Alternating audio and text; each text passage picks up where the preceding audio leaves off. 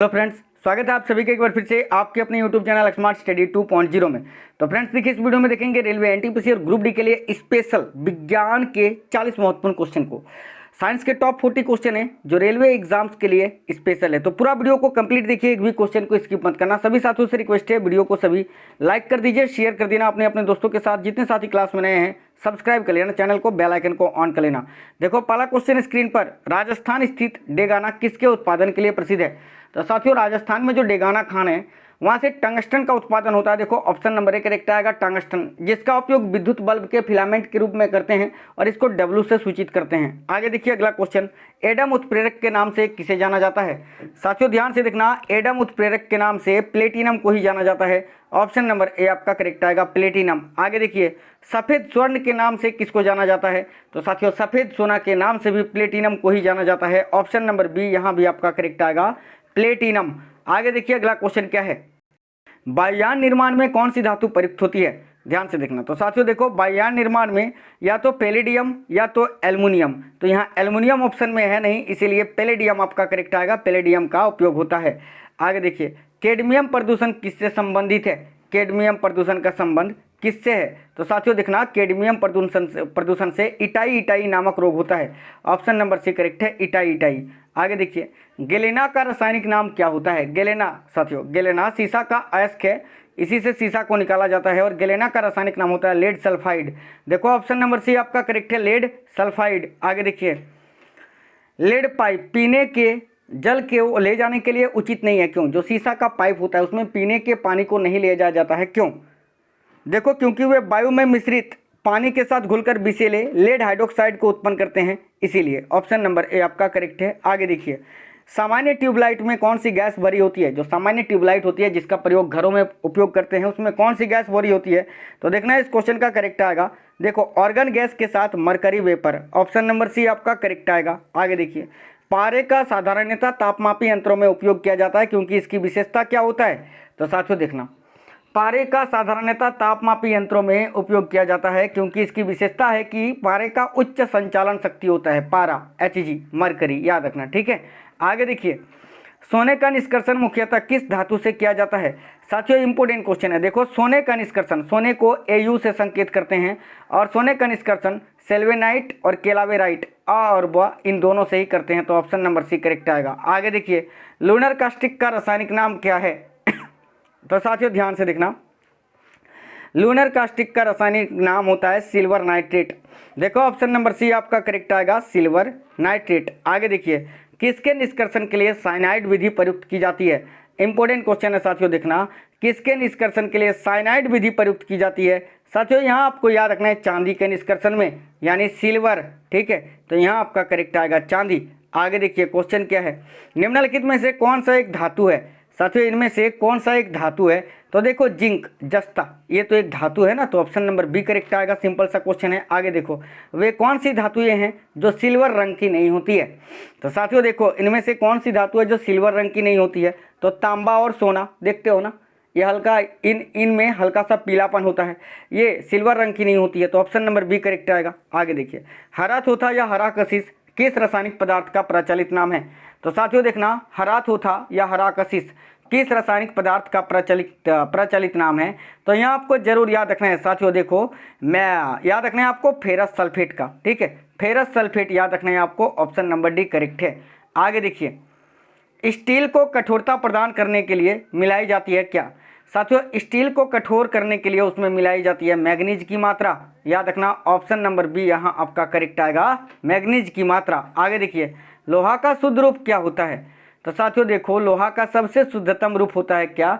जरूर आपको यहाँ याद रखना है प्यारे साथियों, क्या होता है लोहा का शुद्ध रूप? बिल्कुल पिटवा लोहा, यानी रॉट आयरन, ठीक है। आगे देखिए क्वेश्चन क्या है, पोटाश एलम पानी के शोधन में उपयोगी है क्योंकि यह क्या करता है? तो साथियों देखना, पोटाश एलम पानी के शोधन में उपयोगी होता है क्योंकि यह कोलाइडी विलयन को अवक्षेपित करती है, यह कोलाइडी विलयन को अवक्षेपित करती है। ऑप्शन नंबर सी आपका करेक्ट आएगा। आगे देखिए, बॉक्साइट का रासायनिक नाम क्या है? साथियों ध्यान से देखना, बॉक्साइड का रासायनिक नाम देखो, बॉक्साइड जो एल्युमिनियम का अयस्क होता है और इसका रासायनिक नाम होता है हाइड्रेट एल्यूमिना। देखो ऑप्शन नंबर डी करेक्ट है, बॉक्साइड का केमिकल नेम हाइड्रेट एल्यूमिना। आगे देखिए, बॉक्साइड से एल्युमिनियम धातु का निष्कर्षण किया जाता है किसके द्वारा? तो साथियों बॉक्साइड से एल्युमिनियम धातु का निष्कर्षण किया जाता है विद्युत अपघटन विधि के द्वारा। याद रखना ऑप्शन नंबर बी करेक्ट आएगा, विद्युत अपघटन विधि। आगे देखिए, प्रति अम्ल के रूप में प्रयोग किया जाने वाला क्षारक क्या होता है? तो साथियों देखो, प्रति अम्ल के रूप में प्रयोग किया जाने वाला क्षारक क्या होता है? याद रखना मैग्नीशियम हाइड्रोक्साइड। देखो ऑप्शन नंबर बी करेक्ट आएगा साथियों। आगे देखिए, खाने का नमक बरसात के मौसम में गीला हो जाता है, क्यों? ध्यान से देखना सभी साथी, इंपॉर्टेंट क्वेश्चन है, देखना। तो ऑप्शन नंबर डी करेक्ट आएगा, क्योंकि सोडियम क्लोराइड में मैग्नीशियम क्लोराइड जैसी असंजक अशुद्धता होती है, इस कारण।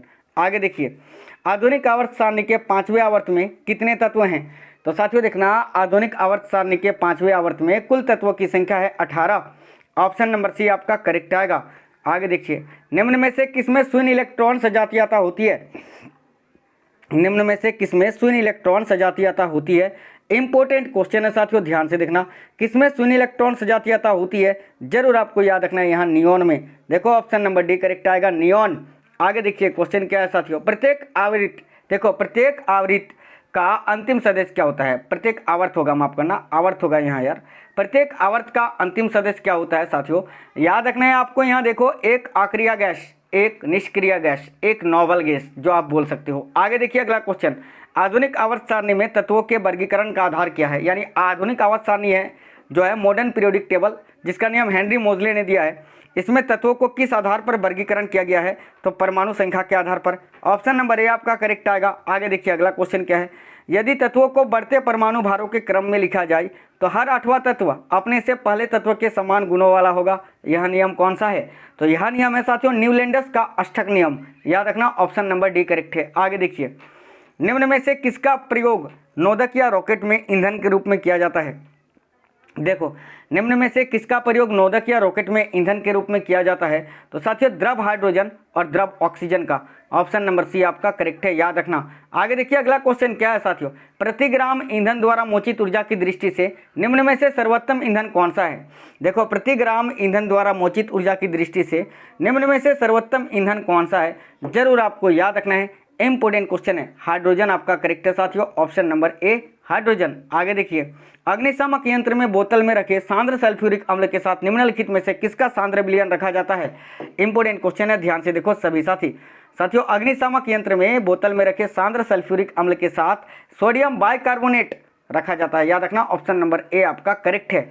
आगे देखिए, सोडियम बाइकार्बोनेट को अग्निशामक के रूप में क्यों प्रयोग करते हैं? तो साथियों देखो, सोडियम बाइकार्बोनेट को अग्निशामक के रूप में क्यों प्रयोग करते हैं? क्योंकि यह आग की गर्मी प्राप्त करके कार्बन डाइऑक्साइड गैस को उत्पन्न करता है। ऑप्शन नंबर ए करेक्ट आएगा। आगे देखिए, कार्बन मोनोऑक्साइड यानी CO तथा नाइट्रोजन यानी N2 गैस के गैसीय मिश्रण को क्या कहते हैं? तो साथियों कार्बन मोनोऑक्साइड और नाइट्रोजन के गैसीय मिश्रण को कहते हैं प्रोड्यूसर गैस। और देखो, कार्बन मोनोऑक्साइड प्लस हाइड्रोजन के जलीय गैसीय मिश्रण को कहते हैं जल गैस। याद रखना। आगे देखिए, देखो, लाल तप्त कोक पर जलवाष्प प्रवाहित करने से कार्बन मोनोऑक्साइड एवं हाइड्रोजन गैसों का मिश्रण प्राप्त होता है, जिसे क्या कहते हैं? इंपोर्टेंट क्वेश्चन है। देखो, अभी मैंने आपको बताया carbon monoxide plus hydrogen gas का गैसीय मिश्रण जल गैस कहलाता है। ऑप्शन नंबर बी करेक्ट आएगा साथियों। आगे देखिए क्वेश्चन क्या है, देखो, क्लोरीन गैस बनाने की विधि डीकन में उत्प्रेरक के रूप में किसका प्रयोग करते हैं? साथियों देखना, क्लोरीन गैस बनाने की विधि डीकन में उत्प्रेरक के रूप में क्यूप्रिक क्लोराइड का प्रयोग करते हैं। याद रखना क्यूप्रिक क्लोराइड। आगे देखिए साथियों, सल्फ्यूरिक अम्ल बनाने की विधि में उत्प्रेरक के रूप में किसका प्रयोग करते हैं? तो यह भी क्वेश्चन काफ़ी इंपॉर्टेंट है। सल्फ्यूरिक अम्ल बनाने की विधि में उत्प्रेरक के रूप में प्लेटिनम के चूर्ण का प्रयोग करते हैं। तो ऑप्शन नंबर बी यहाँ करेक्ट आएगा। आगे देखिए, कौन सा एंजाइम ग्लूकोज को अल्कोहल में परिवर्तित करता है? कौन सा एंजाइम ग्लूकोज को अल्कोहल में परिवर्तित करता है? तो साथियों जरूर आपको याद रखना है, यहाँ देखो जाइमेस। ऑप्शन नंबर ए यहाँ भी आपका करेक्ट आ गया, जाइमेस। आगे देखिए साथियों ध्यान से, परम शून्य ताप क्या होता है? इंपोर्टेंट क्वेश्चन है, ध्यान से देखिए।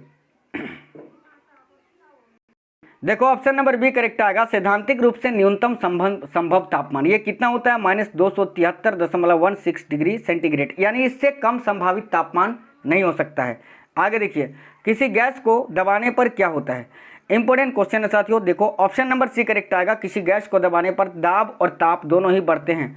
ऑप्शन नंबर सी आपका करेक्ट आएगा। आगे देखो सेकंड लास्ट क्वेश्चन, हाइड्रोजन सभी अम्लों का एक आवश्यक अवयव है, यह सर्वप्रथम किसने कहा था? यानी कोई भी अम्ल हो उसमें हाइड्रोजन होगा ही होगा, ये किसने कहा था? तो डेवी ने, हम्फ्री डेवी ने। जैसे कि हाइड्रोक्लोरिक एसिड अम्ल है, देखो हाइड्रोजन है, H2SO4 सल्फ्यूरिक अम्ल, इसमें देखो इसमें भी ये भी अम्ल है, देखो इसमें भी हाइड्रोजन है, ठीक है, ये डेवी ने कहा था। आगे देखिए अगला क्वेश्चन, अंतिम क्वेश्चन इस क्लास का, निम्नलिखित में से कौन सा पदार्थ ऑक्सीकारक तथा अवकारक दोनों की तरह प्रयुक्त किया जाता है? देखो इस क्वेश्चन का करेक्ट आएगा sodium nitrite, option number C correct आएगा।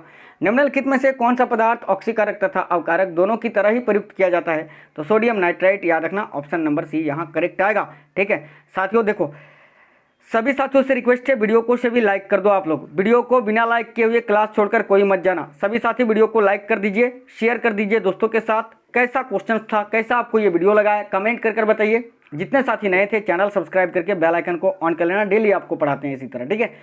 तो साथियों मिलते हैं अगले क्लास में, तब तक स्वस्थ रहें। जय हिंद, वंदे मातरम।